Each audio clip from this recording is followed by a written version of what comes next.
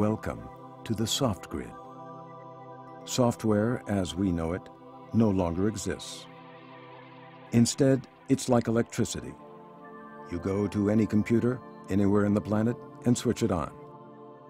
Whatever programs you need travel the soft grid to be with you, wherever you are, instantly.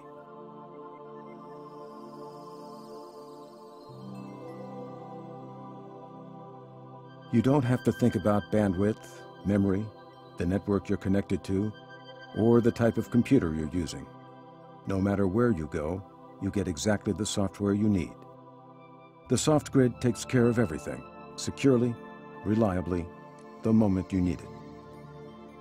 And when you're done, the software waits for you on the soft grid until the next time you log on, wherever you log on. This is not the future of software. This is today. But how did we get here? It all started in the 1940s, the beginning of modern computer time. Welcome to the age of the mainframes, big iron, the first computers. Filling up entire rooms with hot vacuum tubes and costing millions of dollars, these large machines were used by phone companies, banks, and insurance firms to get work done faster than ever before. But the mainframes were islands run by gods in white coats.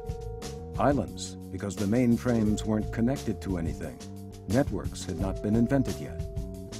And the gods in white coats? They were the men and women who were the only ones allowed to operate these behemoths. If you wanted the computer to do anything, you had to offer it up to them. Everything was controlled by them.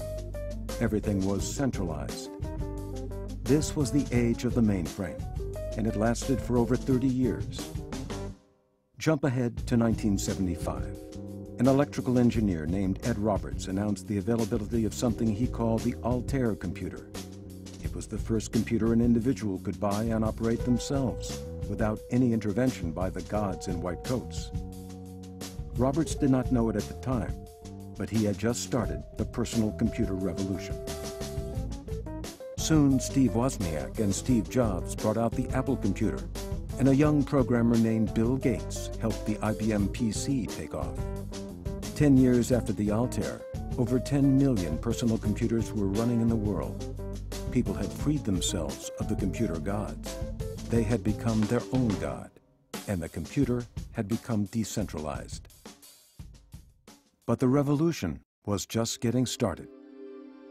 In 1993, students at the National Center for Supercomputing Applications developed Mosaic, the first easy-to-use internet browser. Overnight, people began to think about computing in a totally different way. The internet took the physical world and made it digital. You could connect to movies, listen to music, or read any kind of text as fast as you wanted. Everything became free-flowing and agile, ready when you were, wherever you were on the network. But the one thing that was digital to start with, software, was left in the dust. It remained cumbersome and slow, held back by one big problem: installation. It had to become a part of the computer it would run on. And once it was embedded, it was almost impossible to completely remove. So while the rest of the world was transformed into being always on and instantly available, software was stuck in the past. What if things didn't have to work this way? In 1996, an exhibit opened at Boston's Computer Museum. It offered all types of software titles on multiple computers. But for the first time ever, the software did not live on the computers. Instead, it was delivered on demand over a network to every computer, the moment a user wanted a title. This was the first small step toward the realization of the soft grid. Later, the creators of the exhibit founded a company called Softricity. They combined the network delivery idea with a technology that defied logic. It was called application virtualization, and it fooled a piece of software into thinking it was installed on a computer, when it wasn't. Finally, software was free to travel the network and run instantly, without having to be installed. The soft grid was born. Then, in the fall of 2005, Softricity announced a new development, and the soft grid went global.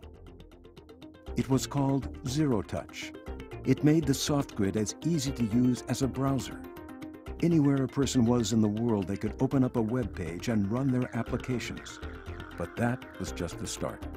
For the first time ever, if a user needed an application they didn't have, they could request it from the soft grid and start using it instantly, without any human intervention. Because Zero Touch made the soft grid intelligent, it could now make decisions about the optimal way to deliver a piece of software in real time, based on information about a user's computer, their network speed, and the application they requested. Some software would be brought across the soft grid to run locally, while others stayed back at the data center. But the users did not know and did not care.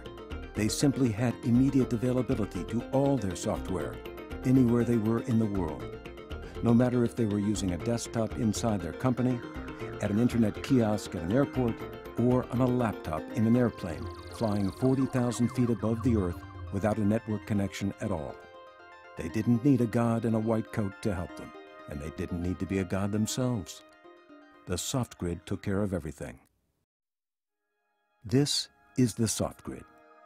It's happening now, but it's just the beginning. There are over 1 billion computers in the world today. When everyone is on the soft grid, you'll be able to use any piece of software from any one of them. You won't even have to ask for applications. Tomorrow's soft grid will only need to know what task you want to accomplish, and it will instantly find the perfect program for you. In fact, one day, the soft grid will compose new programs for you from all the software that exists on the network, based on your real-time needs. Eventually, we'll all stop thinking about software, just as we've forgotten about electricity. It will be there when we need it, completely reliable, seamless, and invisible. It will be the end of software as we know it, and the start of a new computing revolution. Welcome to the soft grid. Are you ready?